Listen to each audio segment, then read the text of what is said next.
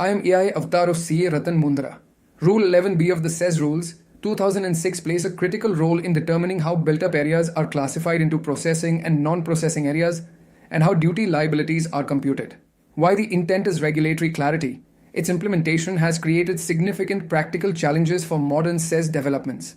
Today's SEZs are no longer standalone structures. They are integrated ecosystems with shared infrastructure such as HVAC systems, power, water, fire safety, and common areas. This integrated design makes strict segregation difficult and often impractical. One of the biggest challenges is physical demarcation. Common areas like lobbies, basements, and corridors are inherently shared. Forcing rigid separation leads to duplication of infrastructure, higher costs, and inefficient use of space. This affects all stakeholders. Developers lose flexibility in asset utilization. Occupiers face delays in access to infrastructure. Regulators encounter increased complexity in monitoring compliance. Rule 11B requires duty calculation based on historical cost allocation. However, many older projects lack detailed records. Even where records exist, allocating costs between areas is often impractical and unreliable. Another major issue is the absence of a standardized methodology for computing duty forgone. This leads to varying interpretations across zones. As a result, similar cases may be treated differently, increasing disputes and uncertainty. Many SEZ assets have changed ownership over time. Current owners often lack access to original records. This creates uncertainty in liability and complicates compliance.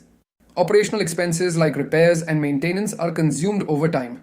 Treating them like capital infrastructure for duty recomputation is not appropriate. This creates an unfair and retrospective burden on developers. GST implementation adds another layer of complexity. With a single GST registration, vendors face uncertainty in invoicing.